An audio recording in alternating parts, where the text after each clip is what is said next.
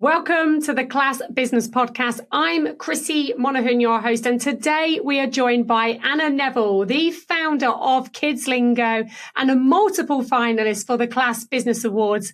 Kidslingo helps children from birth to the age of 11 learn French and Spanish through fun classes using songs, games, stories, and drama. Their classes are delivered across the UK in nursery schools and community venues and online, helping make languages learning fun and easy to access. Really excited about this conversation, so let's dive in. Anna, it's absolutely amazing to have you here with us on the podcast today. For everyone who is listening online or watching us on YouTube, please tell everyone who you are, what do you do, and where do you do it? Hi, Krissy. Hello, everybody out there. My name's Anna Neville. I am franchisor of Kidslingo. For those of you who don't know it, Kidslingo is a kids language franchise. So we basically teach fun French and Spanish to young children, 0 to 11 age range. Most of the time we work in schools and nurseries, but we do also offer community venue classes and online classes as well. And Anna, you have been in the game for such a long time. How old is this business? I thought you were going to say, how old are you then? Absolutely no, not letting that one out. So 13 years it will be this year. So October this year will be our 13th birthday. So yeah, we're Kidslingo's a teenager this year. It is. And God, just 13 years is absolutely whizzed past, because I feel like I was in the game for 9 years with Mess Around. And obviously, I know that's when we crossed our paths from different groups and meetups. And you were growing at quite a rapid pace then. But before we dive into that rapid growth, what did you do before you set up the business? Because you were in marketing, weren't you? Yeah, so I originally did a language degree at Nottingham University, and then I went to London and had a career in marketing, essentially. So I worked in international advertising agencies, spent some time over in New York at the head office there, had an absolute ball, absolutely loved it.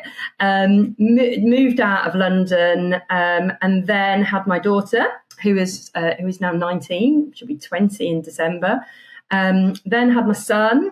And then decided I wanted to try something completely different. And that's really where Kidslingo was born.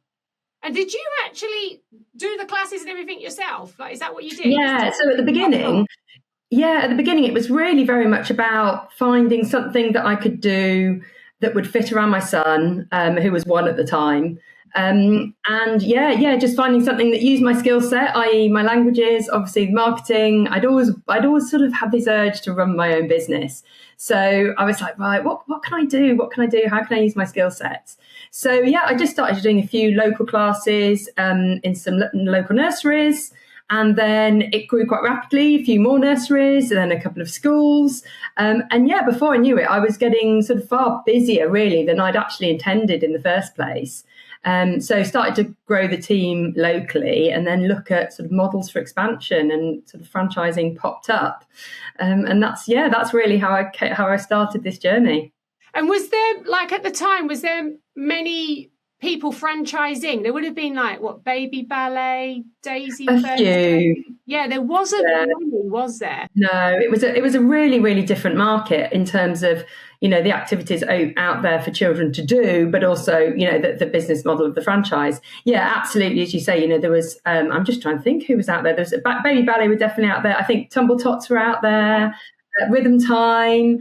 There was still some big brands there, but I mean, absolutely nowhere near the level, that we see now in the market, and the breadth and range of absolutely everything out there. It tends to be the sort of sports, music, and not huge amounts else, and the dance, as we said, but not huge amounts else. Whereas obviously now there's the classes for everything.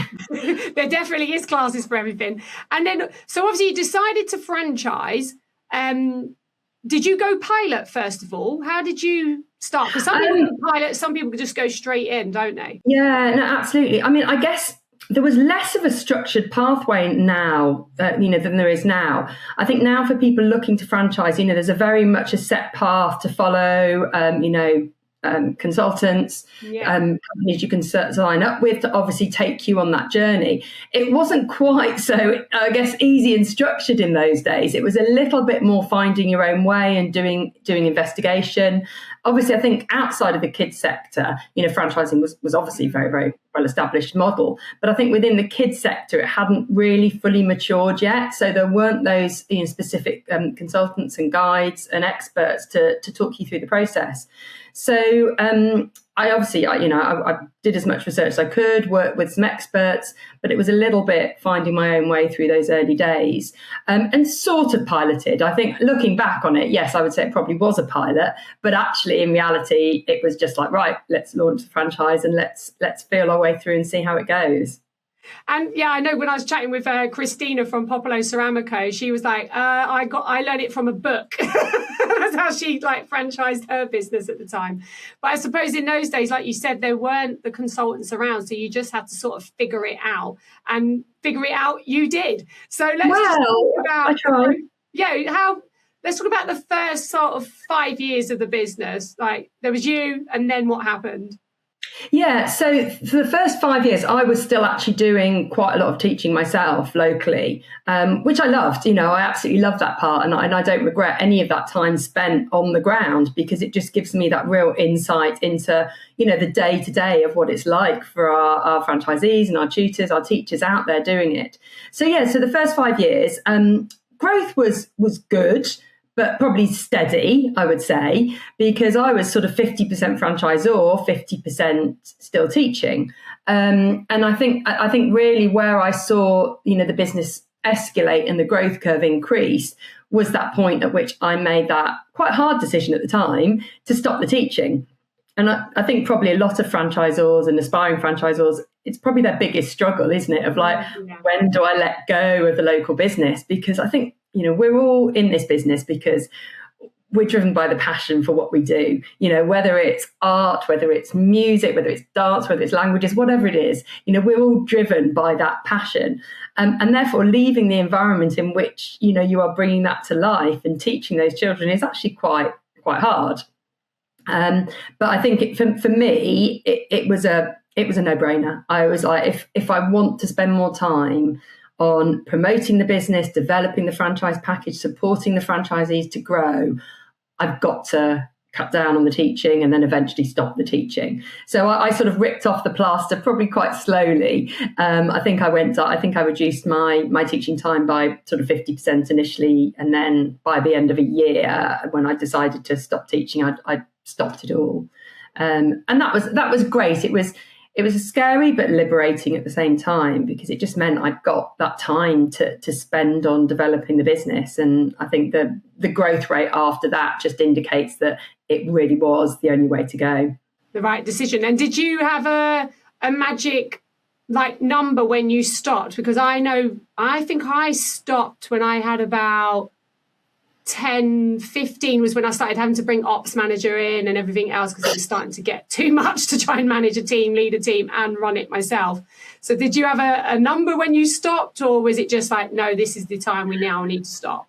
Yeah, I think it just felt the time. I think it was probably quite similar. I'd say it was probably 15 to maybe late teens, maybe even up to 20. I think it was that sort of stage where, you recognise that the scope was there for further growth, because in those early days you just don't know, do you? You hope it's going to go in a certain direction, but you don't know, and you put everything in and do your utmost and work as hard as you can, but you don't quite know what direction it's going to go in. But I think by that stage, I could see what the trajectory was. It was going like this, and I was wanting it to go like that and go that steeper growth curve. So yeah, I didn't ever have a specific number in my mind. It just felt that actually I'm probably too stretched now, and I need to focus on the longer term. And the longer term was always going to be, the franchise and developing that and growing more franchisees who ultimately can go out there and teach more children than I could ever do in a million years on my own. And I guess that's the beauty of the franchise model, isn't it? That it just that scale it gives you. And, if you, whatever it is, as I said, whatever your passion is, it just allows you to spread that passion out and get more people involved in the network. For sure. And so the first 5 years you did that, and then obviously you had, like you said, this exponential growth. What led to that then? What did you do? Because obviously it was I know you did a lot of work around recruitment. So was that the full focus, or? Yeah, I think it was, and developing the franchise package. And I sort of, when I say the franchise package, I'm almost thinking two parts to it. One, the sort of support training material, but then also the other side, the lesson resources and making our classes even better. And actually, to begin with, we did only really go up to probably about age 7. And then we introduced the junior programme. The exact timing of that, I can't recall, but it was probably around the time that I had more time to get dedicated to the business.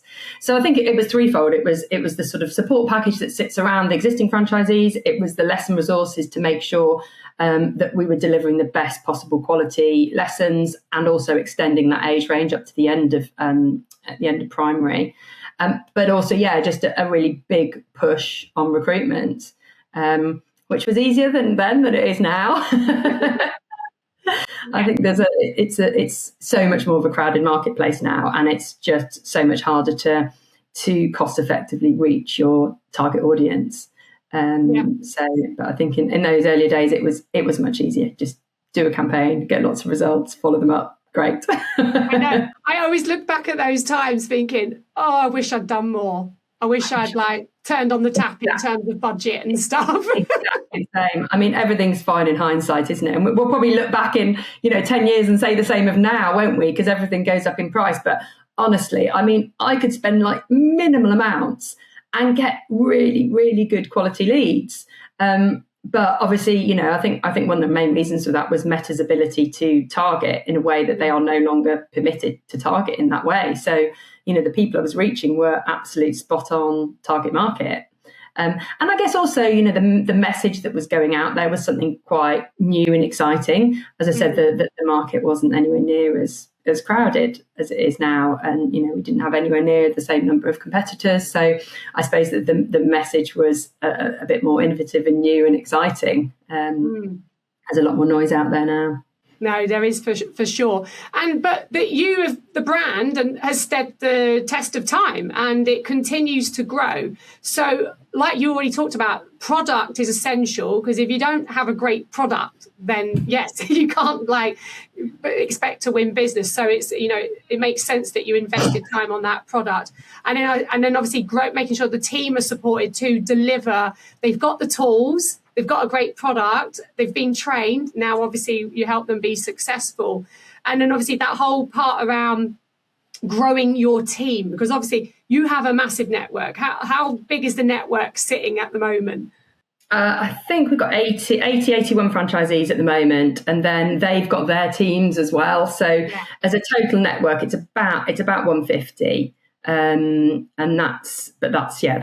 It's not exactly, but it's almost 50% franchisees, 50% their teams and their teachers.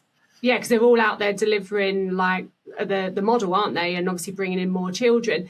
Absolutely. One of the things I knew that you've taken quite seriously in terms of brand building is awards. Because you have literally won how many awards over the years? I mean, you've got cupboards full of them. But I do feel like as a franchisor and as a brand, that is one of your strategies in terms of building the brand, that you've gone in on visibility, credibility. So just walk the audience through your thinking behind why you've done that. Yeah, no, you're absolutely right. And I think it is those two words that you said. It's credibility and it's visibility. I just think, as a franchisor, the good times and the bad times, you've just got to show up, haven't you? You've got to be there. You can't hide behind anything, the positives and the negatives. And even when times were tough, when we're thinking back to those of us who operated through COVID, you really, really had to show up for everybody there. So for me, I guess, being parts of all the, the different awards out there, there's multiple reasons behind that strategy. But I think the first one is visibility, being there, being part of the scene, being part of all those franchises, being part of the sector. And I think that leads to things like, people asking you to have a voice within that sector. So, I'm always more than happy to talk on, podcasts, expert interviews, mentoring, all of that sort of thing, because I think that becomes part of the responsibility of showing up and being there within the industry. So awards have been an important part of visibility. I will say to our franchisees, it's an amazing opportunity to reflect on what you've achieved and show off. Because come on, if you're not going to show off about it, who is? You do have to sometimes feel a bit uncomfortable, put yourself out there. And I still feel like, even though, as you know, I've entered a lot of awards and we've won quite a few, I still feel awkward about it because it just feels like you're just showing off and, shouting from the rooftops. But you've sort of got to, haven't you? And I'm doing it. I'm not doing it for me. I'm doing it for the franchisees because ultimately I represent that brilliant network of people out there who are passionate and hardworking and all those things. And a lot of the time they're not quite so willing to put themselves forward. So I've got to take that one on the chin. I've got to feel awkward and put us out there. And I think it is important to reflect on what we've achieved. And what I really like with awards is, it makes you go out there and just say to customers, oh, I'm entering these awards, would you mind just giving me a few words about how you feel about the brand or how the classes or what your child thinks about the classes. And just by asking that question, it triggers so many reviews, so much feedback. And I think that's really important for the franchisees to get that positive feedback because they do get it. And it's lovely to have that focus of like, oh, we're entering these awards, therefore we need this to put in terms of evidence. So, yeah, I think it's about showing up. I think it's about visibility. But, the word you mentioned as well, credibility. As the market gets more crowded, it's even more important to be credible. And that can be credibility on lots of different levels. It can be to do with quality. It can be to do with compliance. There's lots of different elements to that. I think awards really help build the profile, give that stamp of approval. I think people don't always, they see our nice sort of awards block or a post about this or a blog about that. And it just makes them think, oh, okay, yeah, those guys know what they're doing. And that's really what you can hope is to get into that consideration set. And therefore, hopefully then when you tell your story, it moves you through to the sale. No, and for sure. And like I've always said, the role of the franchisor is to champion the brand at a national level and the franchisee at a local level. And by you doing it, it leads by example, doesn't it? And then it means that the ones that are not quite ready do eventually step forward because they think, well, Anna's doing it, so I can do it. And the support is there to help me with it as well, because I know that you support your franchisees who apply for awards as well, don't you, to make sure they've got the best shot? Yeah, absolutely. I've had a lot of experience of what works and what doesn't work with awards entries. So any of that expertise that I can share with our franchisees is really invaluable for them. But also, I think just reassuring them and saying, like, look, everyone feels really awkward about this. You've done amazingly. And I know one franchisee was like, oh, I'm not sure I'm good enough to enter. And I went, you absolutely are good enough to enter. Whether it's the small wins, the big wins, you've got a brilliant story to tell. And I think, with awards, I've always said to people, you've got to let your passion, your personality come through in the awards. As you well know, Krissy, the people who judge your awards, they've got a lot of content to get through, and they want to see those human stories. They want to feel the emotion and the passion sort of jumping off I was about to say page, but it's probably screen, isn't it? Jumping off the screen with them. So I think that's one thing we sort of workshopped before we entered, these awards was really, okay, about telling a story and the personal side of it. It doesn't have to be all facts and figures. Yeah, the facts and figures have got to be there to justify it and talk about growth and that sort of thing. But actually, the human stories, the personal side of it, I think is what probably connects the most with those who are judging it. Yeah, and this year, like, one of the questions was all focused around impact, because that's one of the things we wanted to talk about, is all the impact that these people are having out every single day in their community. And you must see tremendous amount of impact in terms of feedback from parents and nurseries. Can you just touch on some of that? Yeah, so I mean, yeah, it's one of the most heartwarming things to see is, a review, or someone forwards you an email with something that, their child, they were on holiday in Spain and their child suddenly ordered an ice cream and they were like, whoa, where did, that's fantastic. So yeah, those little bits of human feedback are the one of the best parts of the job, because that's the reality of what we're trying to achieve. We are trying to equip these children with a skill, and hopefully a skill for life. And when you hear about it in action, or where you hear that, that they really didn't like going to nursery on a Tuesday, but now they know it's Spanish on Tuesday morning, they're skipping through the door, all of those sorts of things. It's just, it's absolutely fantastic to hear. But I think, again, it's hard trying to get that feedback, because you're saying to the franchisees, look, this feedback's really important. Reviews, Google reviews, they're all really, really important.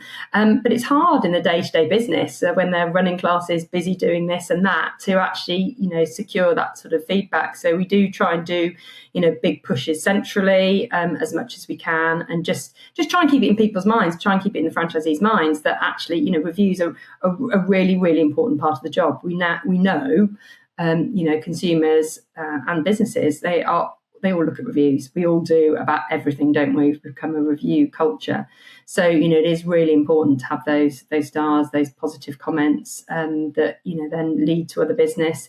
In the world of AI as well, we all know how important Google reviews are. So, it's just really, really important to try and keep on top of those, but also celebrate them as well when we do get them. And that's the thing, isn't it? It's when those amazing reviews come in, don't just let them sit there, screenshot them, make them into nice canvas, put them out there, and really celebrate those wins. Yeah, because, and obviously, it is so important, because children, you want them to have a good experience of doing a language. And what you guys are doing is getting children involved in a language, so they are getting a good experience. So I always feel that they go on to do it at school and stuff. Because sadly, as we know, they don't always get a great experience at school, and then the child gets turned off doing it, and then the barriers go up, don't they? And then they don't want to do it. And I think it's so important, and that was my experience when I was growing up as a child, and which is probably why I don't know, I did a bit of French, I did German, and then I did a bit of Spanish, and that's it. And now my daughter does French, and she has online tuition for that. And then my other daughter is actually they have to learn Gaelic here. So they have to learn Gaelic here on the islands, and they have to learn French. But she actually wants to learn Spanish. So I'm trying to make sure it's that balancing act as a parent. I want her to have a good experience, because I want her to go and learn a language. And that must be what you guys are doing, is enabling that positive experience so it can continue. Because otherwise, I think, is there a drop off, Anna, from people? Yeah. Absolutely. And whenever I talk to anyone, I always just talk about what we do is sowing the seed. So, and the younger we can sow that seed, the better, because in terms of the physiology of the brain, and how language learning actually sort of, works in there, the younger you start is it's by far the best point to start, when children are just starting to develop those language skills. If you can get in there at that early age, you've set that foundation. So it is really challenging when children start in secondary school and they've hardly learned a language, or minimally done a few bits and pieces. It's really hard to start at that age, because the brain isn't working the same way, but also socially they're more awkward and they're more self-conscious and all of those things. Whereas we get them in as little ones, preschoolers, toddlers, primary age children, whatever they are, and they just have fun with it. And they can be silly, and they can jump around and sing songs and all of these sorts of things. And as I said, we just hope that sows the seed that will grow and develop over time into a real love of languages, and a real understanding of the benefits that language can bring them. And I think an important part of what we do as well, it's not just about the language, it's about the cultural element of language as well. And that appreciation of diversity, the appreciation of, different cultures. And I think especially when you talk about, it's not just France and Spain where they speak French and Spanish, and start talking about all the countries around the world where those languages are spoken, or is even, those countries' first language, the light bulb moments go off, and the kids are like, oh, I never knew that. And, they get really, really excited. And I think, the likes of seeing the World Cup has been a real illustration of that when they see, Jude Bellingham speaking Spanish, or they see these teams from all over the world and realise that actually, they speak Spanish in Argentina, and all of those things. I think it just helps really open their eyes to what languages is all about and how wide and diverse and exciting the world is. Yeah, because once you know a language, you can literally go and work from anywhere in the world if you want to. And I think if they can get on that right pathway from the beginning, which is why I've invested my money into making sure my girls do a language, they get something, so then they can obviously go off and travel the world and be able to communicate with other people. So you guys work mainly in nurseries, communities, primary schools. So that's the scope, is it? That's no plans for secondary school kids yet. Well, you say that actually, yeah. So most of our business model, and again, it does vary by nation because Scotland has a slightly different model than England and Wales. But we mostly work with schools and nurseries, and with schools, that's basically going into schools and either running clubs, curriculum teaching, or we do these fantastic enrichment days as well.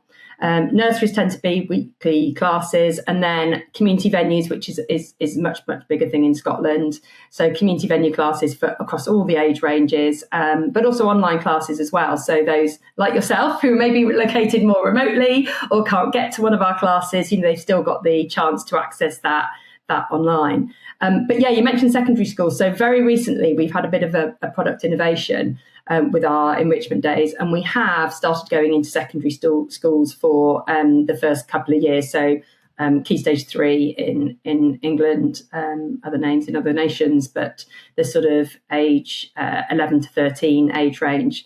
So we go in and we run these trip to Spain, trip to France experiences where the whole hall gets transformed, and we do lots of activities with the children around the room.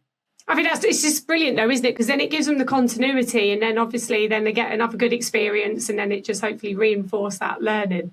Oh, it's amazing. So if anyone out there is listening to this podcast and they're a nursery or school, how do they get in touch with you to find out more about your activities?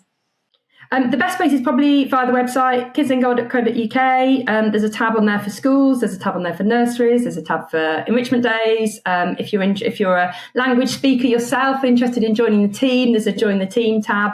But that's generally got lots of information. The socials as well, Facebook and Instagram, Kidslingo UK. You can find that information there. But probably the best starting point is the website. I'm on LinkedIn as well. So if you're a fellow franchisor in any category, please feel free to connect. Always happy to chat about all things franchising. So yeah, I'm not shy about being out there, so I'm sure you'll find me. It's amazing, yeah, and I'm sure there'll be people listening to this who are franchisors or emerging franchisors who are trying to figure stuff out and navigate stuff. And I know that you've always been great with your time and helping other people.